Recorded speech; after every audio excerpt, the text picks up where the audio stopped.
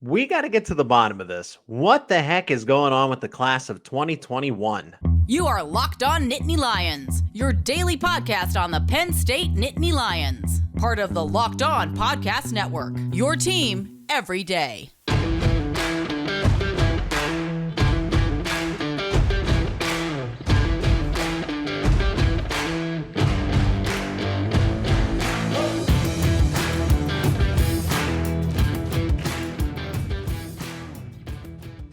Thanks for making Locked On Nittany Lions your first listen every day. We are free and available wherever you get your podcasts. My name is Zach Seyko, and yes, wherever you get your podcast, that also includes YouTube. Go subscribe to the YouTube channel if you haven't already. If you like listening to the podcast, I'm sure you'll like watching it as well. And thank you to everyone that has already subscribed. Anybody that's commented, liked the video, I really appreciate it. It goes a long way helping spread the channel. And please help the channel get to 500 subscribers. I've had to set a new goal, which is great because we shattered the last couple of ones. But let's get to 500 subscribers before the Rose Bowl game between Penn State and Utah. And yes, in due time, I've been asked about that. And I will have a full preview, multiple previews, getting that full perspective of both Penn State and Utah and how the teams match up as the game gets closer. I don't know how useful a preview will be just about 3 to 4 weeks out here.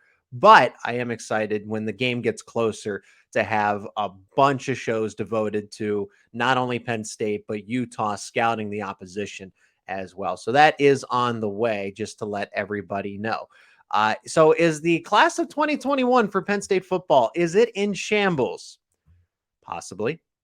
And that's what we're going to address today in the opening segment. In the second segment, how Penn State is adjusting in the transfer portal with guys leaving.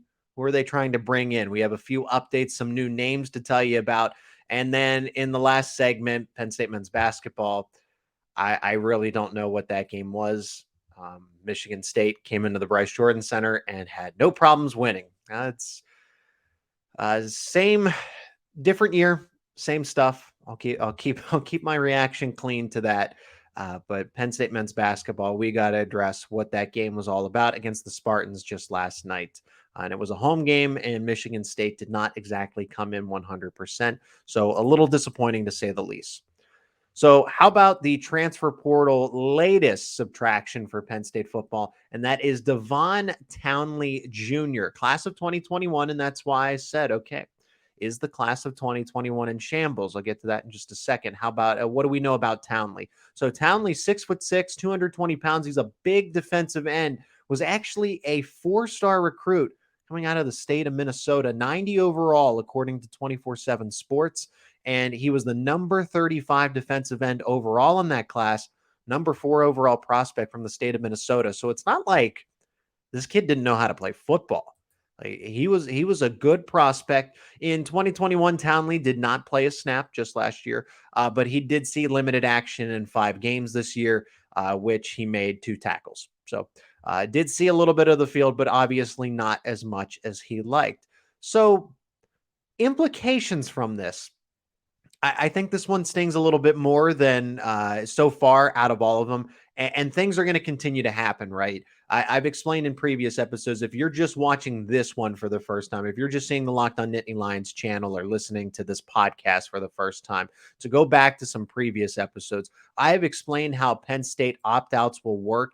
It will not be all at once. It's going to be progressive. The guys that are making these decisions, that includes going into the transfer portal, that includes the NFL draft, that includes any medical retirements, whatever. If a player has a decision this offseason, whether or not to return to the team, it is coordinated. So day by day, you are going to see one Penn State football player make a decision. And there's really no rhyme or reason to it, right? Can we make heads or tails of how the order goes? I mean, Christian Byers announced early, then it was Olu Fashanu, then it was Joey Porter Jr. So it's not like it's alphabetical or, who's making the biggest decision. Like, I feel like an NFL draft prospect like Joey Porter Jr. should have gone first.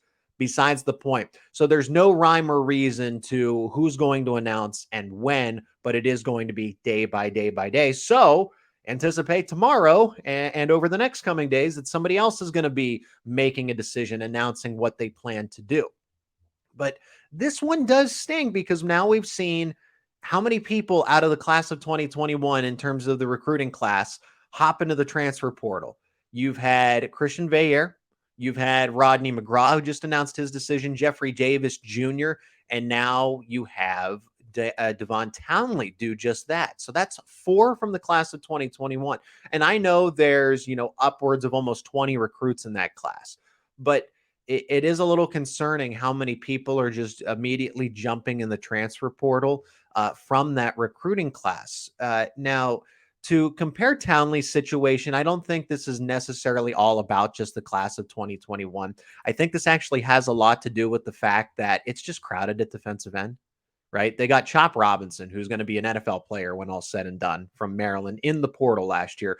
Adisa Isaac has found his footing and is now, I think, is really going to have a great season next year. That he's a veteran, that he finally had that full season of recovery to play following the injury. You have Denai Dennis Sutton, who's up and coming, who's from the class of 2022 and was arguably one of the best recruits in addition to Nicholas Singleton and Drew Aller. He just hasn't had the chance to quite show it yet. Zariah Fisher came back from injury, honestly, a lot quicker than we expected him to, which is great, but maybe not for a guy like Townley. And then what is Smith Vilbert's status? He's somebody that could hypothetically announce if he has a decision to make, or let bygones be bygones and he's coming back. We don't know what kept him off the football field this year, but he's a name that had 3 sacks in the Outback Bowl against Arkansas, for crying out loud. Like, he's a good talent. So the defensive end room is crowded for Townley. So I don't blame him if maybe he wants to go back home to Minnesota and maybe play for PJ Fleck and the Golden Gophers if there's a spot available for him. So is the class of 2021 diminishing? My answer is not necessarily, but it obviously doesn't look good. And there's a couple reasons for that. The class of 2021, we can admit, was not James Franklin's strongest recruiting effort. And that's not his fault. That's not anybody's fault, if I'm being honest. That actually has a lot to do with the fact that it was COVID. Okay. Why was James Franklin's 2021? That was a product of not being able to show recruits the campus, not being able to connect with them on a much more personal level, not being able to meet people past the virtual interviews and the virtual tours, and everything was email and Zoom and video chat. And that's just James Frank. Did you notice how quick of a turnaround it was when 2022 and all the COVID restrictions were lifted and James Franklin was back in his niche, back in his bag, and was able to get recruits on campus? And the class of 2022, with the impact they've already had, might be James Franklin's best recruiting class. Yeah, and that's saying something with the class that had Saquon Barkley and the class that had Micah Parsons. We might see 2022 be the best recruiting class in terms of productivity and accomplishments when all's said and done. The classes that were there but couldn't quite get over the bar that was set, and maybe 2022 does just that. But once all those COVID restrictions were gone, James Franklin and his recruiting team were able to step it up, and now what we're seeing. So the 2021 recruiting class already being at a slight disadvantage in terms of just overall talent. We're seeing that 2022 and 2023 are basically just pushing those guys out a little quicker than we imagine. So at the end of the day, guys transfer. You look at previous classes in Penn State football history with James Franklin at the helm. Guys left the 2017 class that we thought were a lot of promise. Guys left the 2018. You look at any of them. I don't need to give specific examples. Just go back to any year and you're like, man, I forgot about that kid, or I forgot about that guy. He was supposed to be something special, but it just didn't work out here. Think of Justin Shorter, for example. He was not a problem of a player or disappointing or underwhelming by any stretch of the imagination. However, just didn't work out here and opted to go to Florida. So, but in addition to that, as much as I'm ragging on the class of 2021, there is a lot of talent still left. It's just crowded at certain positions because Kalen King and Kobe King are a dime of a dozen, and they're still with the team, and they're going to start next year. Jalen Reed, Zach Wheatley, Liam Clifford, Trey Wallace. So there's guys in this group that shouldn't be overlooked just because some of the other ones couldn't find their footing with Penn State here. And it happens. It's the survival of the fittest. This happens at every program. And that's now with the transfer portal, we're seeing it on full display. And so with people outgoing in the revolving door, you're going to have some people coming in. And that's exactly what the next segment is devoted to again. So there's going to be a lot of episodes like this over the course of the offseason, looking at the transfer portal, who Penn State's offered. And there are two new names that you should know about for Penn State that they have on their radar that they want to try to bring in, and some interesting implications from that as well. And that is coming up next here on Locked On Nittany Lions. Today's episode is sponsored by LinkedIn Jobs. These days, every new potential hire can feel like a high-stakes wager for your small business. You want to be 100% certain that you have access to the best qualified candidates available. That's why you have to check out LinkedIn Jobs. LinkedIn helps you find the right people for your team faster and for free. It's easy to create a free job post on LinkedIn Jobs, then add your job in the purple hiring frame to your LinkedIn profile to spread the word that you are hiring. Simple tools like screening questions make it easy to focus on candidates with just the right skills and experience so you can quickly prioritize who you'd like to interview and hire. That's why small businesses rate LinkedIn Jobs #1 in delivering quality hires versus leading competitors. LinkedIn Jobs helps you find the qualified candidates you want to talk to faster. Post your job for free at linkedin.com/lockedoncollege. That is linkedin.com/lockedoncollege to post your job for free. Terms and conditions do apply.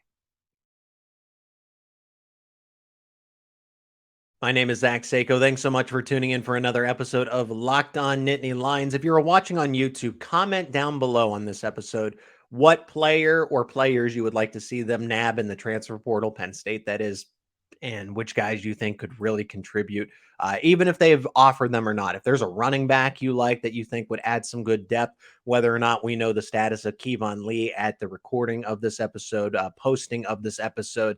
But besides the point, any player that you think could be an instant contributor to the Nittany Lions in 2023, comment that down below. Or any questions that you have about guys that are entering the transfer portal. I'm happy to answer those in upcoming episodes as well. And thank you so much for making Locked On Nittany Lions your first listen today. For your second listen today, check out Locked On Sports Today. From the games that matter the most to the biggest stories in sports, go beyond the scoreboard and behind the scenes with local experts and insights only Locked On can provide. Locked On Sports Today, available on this app, YouTube, and wherever you get your podcasts. Okay, so now the Penn State players, there's now been 4 from the class of 2021 that have opted to go into the transfer portal.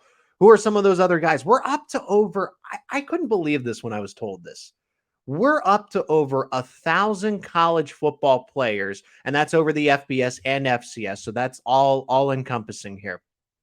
But across Division I football, we have over 1,000 names in the transfer portal.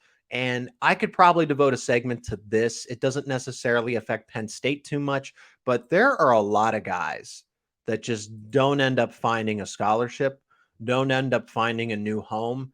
And it's something that is a little forgotten. There's no guarantee when you go, oh, they're looking for greener grass and everything's better when you get in the transfer portal. I said in the first segment to kind of define how people survive classes, recruiting classes, the survival of the fittest. It's kind of the same thing. And this is also affecting recruiting as well. Naturally, guys who are high school seniors that would be destined to get that additional scholarship now have to become a walk-on, or in the case of Penn State, a run-on in some situations where that scholarship is going to a veteran 21, 22-year-old and not a 17-year-old out of high school. So it's really all backwards with NIL and the transfer portal, and you do have the additional year from COVID playing a lot into this. Besides the point, but it is a reality. The transfer portal is not all, for a lack of a better analogy, kittens and rainbows, if you will. It's just not that glamorous, okay? There is a harsh reality to it that not everyone is guaranteed a spot when all's said and done, but that is the risk of it. Okay, so who is in the transfer portal that Penn State is trying to find greener grass for? The first name, which I think is very intriguing, is Jeremiah Byers. And that is he's a former UTEP right tackle. He's a true right tackle, all-conference USA guy, started all 12 games for the Miners, and he's considered one of the best offensive linemen available in this transfer portal cycle. According to on3.com, number 6 overall, period, in the transfer portal. Number 6 overall football player, which means he's the number 2 overall tackle. Number 2 overall tackle in the transfer portal. So a former 3-star recruit out of Texas. Again, these high school rankings kind of go out the window when it comes to the transfer portal, because now you've seen them against comparable talent in college. But Jeremiah Byers would, of course, be an instant impact type of guy. Why is Penn State going after him? Well, Penn State, that's not only the other guy that Penn State is targeting. Johnny Cornelius is another guy.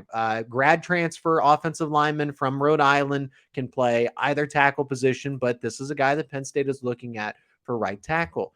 And it begs the question, why? Right? Why is Penn State targeting a right tackle when hypothetically you have Caden Wallace coming back? I find that very interesting. I was under the impression that Bryce Effner was definitely not coming back, but there's a chance that he could.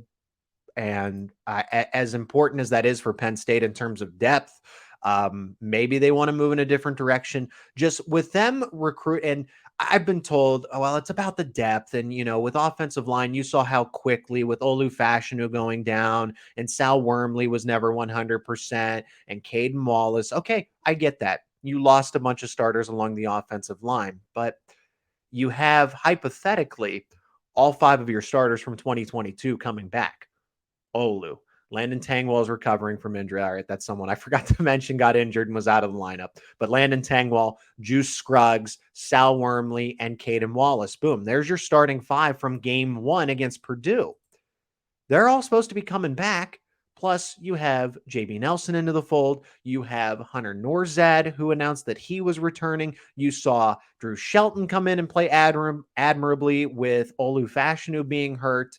So what gives Penn State? Why are you recruiting surefire starters at right tackle if you know something that we don't? And you have the recruiting class to go along with it. Look, I'm not saying you can't. Okay, if these guys want to come play at Penn State and compete at right tackle and push Caden Wallace or Bryce Effner, whoever's there for a starting job, I'm all for it. It's healthy competition. But also at the same time, is it really necessary when you have a cap on scholarships to not go after a running back or a veteran quarterback or another wide receiver? Maybe instead of just getting one, how about you get 2? Linebackers. So Penn State seems they know more than I do. I will trust James Franklin's judgment, but I'm kind of on the edge of my seat waiting for that information about a Caden Wallace or a Bryce Effner that ultimately confirms what Penn State is doing. Okay, so it is a little bit of a mystery, especially if you have and maybe that's just in case. Maybe we don't know the status of Caden and Bryce just yet, and Penn State's waiting on that. And once they do, then they'll kind of figure out what their plans are.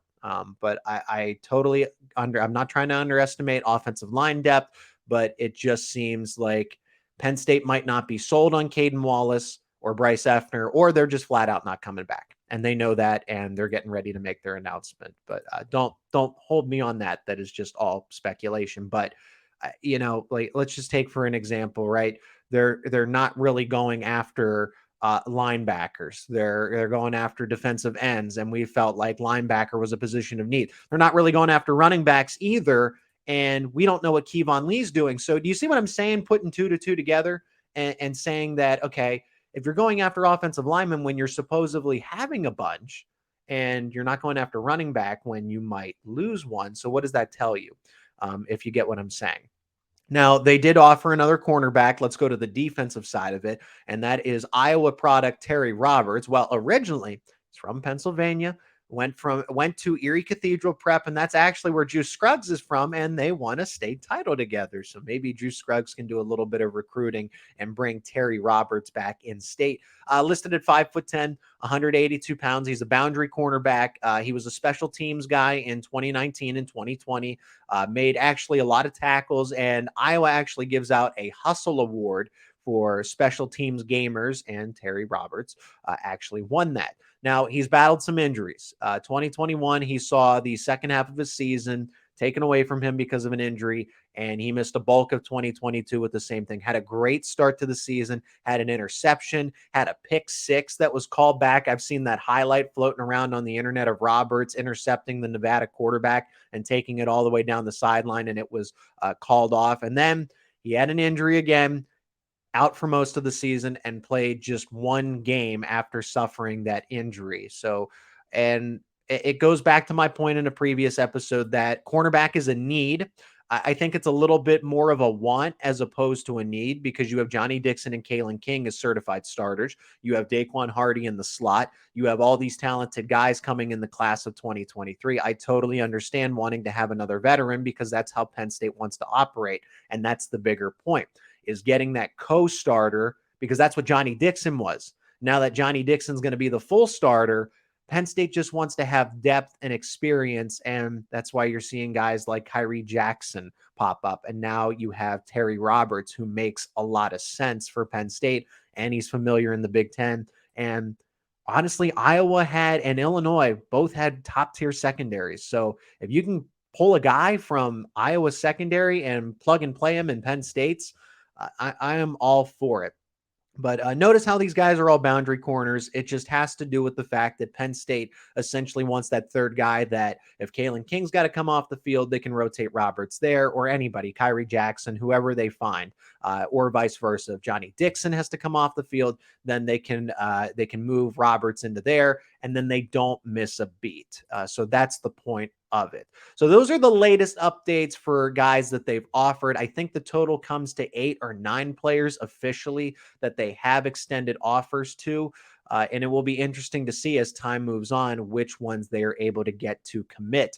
And we know that wide receiver Dante Cephas, out of originally from Penn Hills, Pennsylvania, in the Pittsburgh area, went to Kent State, is actually taking an on-campus visit. So he is certainly interested. When we return on Locked On Nittany Lions, the final segment, it's not as exciting as the speculation of Penn State football getting some true superstars out of the transfer portal. It's understanding what went wrong with Penn State men's basketball and why this was such a disappointing game as they lost to Michigan State last night. It is Locked On Nittany Lions. Let's review that game next. Today's episode is sponsored by BetOnline. BetOnline.net is your number one source for sports betting info, stats, news, and analysis. Get the latest odds and trends for every professional and amateur league out there. From football to basketball to soccer and esports, we've got it all at betonline.net.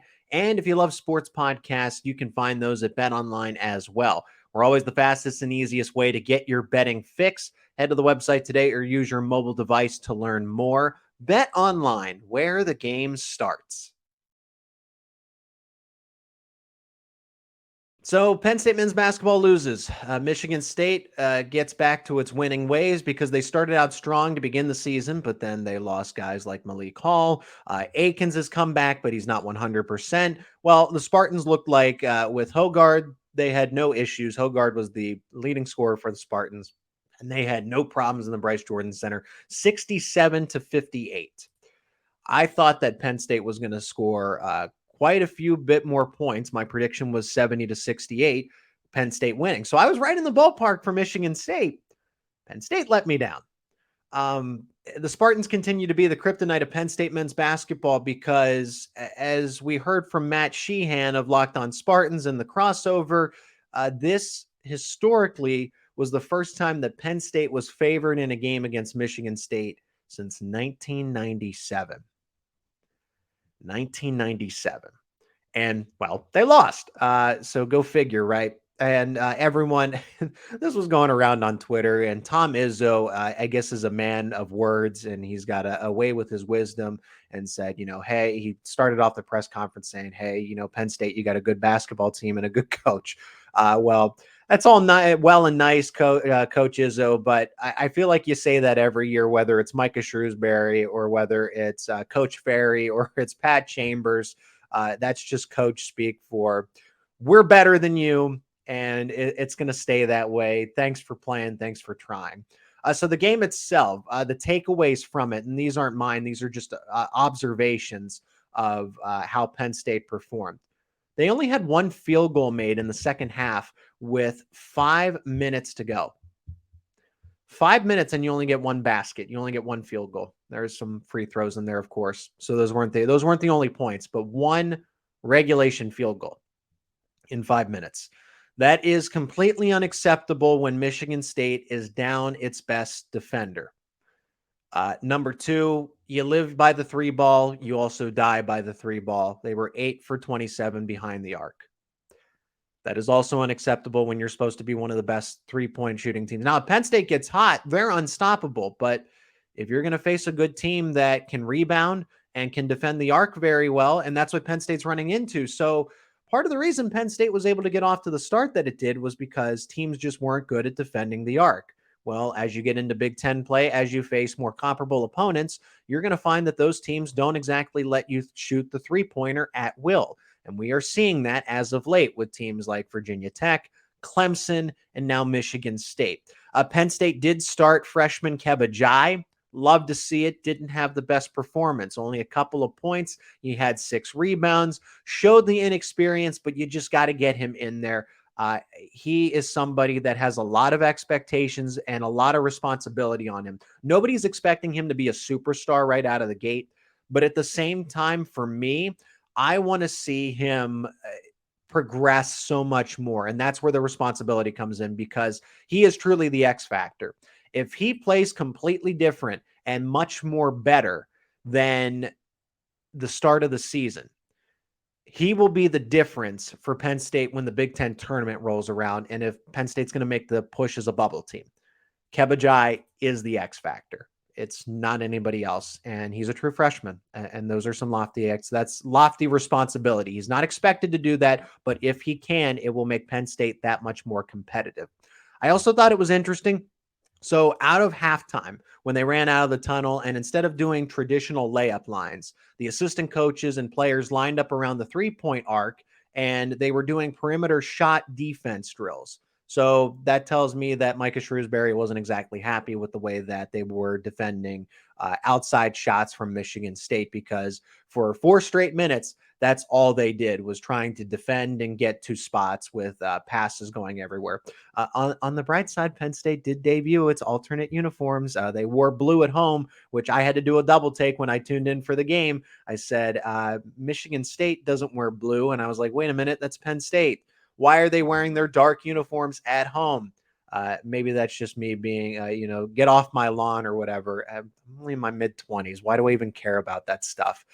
But Penn State did. I like the alternative uniforms, but I like the white uniforms, the all white. You were at home. Wear those. But they were nifty. I will give them that. So hey, they lost the game, but they look pretty cool doing it. There's at the end of the day, there's no excuse for Penn State losing to this Michigan State team. I won't blame coaching because I know that Micah Shrewsbury is an ace when it comes to coaching battles, but Tom Izzo is not somebody you can push around in an X's and O's battle. Okay, that's one. I will say that execution on the floor failed the team yesterday. If you were only going to score one basket out of 5 minutes left to go in crunch time, you deserve to lose that game, and you can only do so much coaching to put your team in that situation. So looking ahead for Penn State men's basketball, you now have back-to-back losses against quality opponents, Clemson and Michigan State, 2 games that you should have won. Now you have Illinois on the horizon, and that's on Saturday. Illinois is coming off a game where they beat number 2 Texas, a national title contender, in a neutral site Madison Square Garden as part of the Jimmy V Classic, and they beat them in overtime.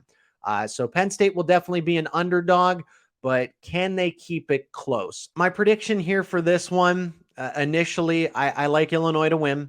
And I'm not sure what the spread will be, but I imagine that Illinois is probably going to be somewhere, given that they home court on a Saturday and this game sold out, that they will be somewhere around a 10-point favorite, if you can believe that, especially with the way that Penn State's played as of late. So that will factor into it. And I buy that deficit. I would like to think that Penn State can come within 6 to 8 points. But I think that Illinois will control this game, mostly because they have an incredible front court, and Penn State. That's going to be the true test. Seeing teams like Michigan, like Illinois, that have these bona fide front courts, How do you defend it? How do you adjust? So I am intrigued, even if they, regardless of the result, I want to see what they do in this kind of game. That is going to be what I'm watching for when it comes to Micah Shrewsbury and Penn State men's basketball on Saturday. But that's going to do it for another episode of Locked On Nittany Lions. Thanks so much for joining me on this episode. You can follow the show Twitters and my personal Twitter at Locked On Nittany and at Zach_Seyko. If you haven't already subscribed to the YouTube channel, please help out the YouTube channel. Set a goal of 500 subscribers before the Rose Bowl, Monday, January 2nd, 2023. It's almost the end of the year. Help us, New Year's resolution, make the channel even better. That'll be great once we get to 500 subscribers, and it's all because of you. Thank you so much. And I will remind everyone, comment any feedback, comment any questions you want to have answered in upcoming shows, and I'll talk to you again very soon. Thanks so much for making Locked On Nittany Lions your first listen today. For your second listen today, check out Locked On Sports Today. From the games that matter the most to the biggest stories in sports, go beyond the scoreboard and behind the scenes with local experts and insights only Locked On can provide. Locked On Sports Today, available on this app, YouTube, and wherever you get your podcasts.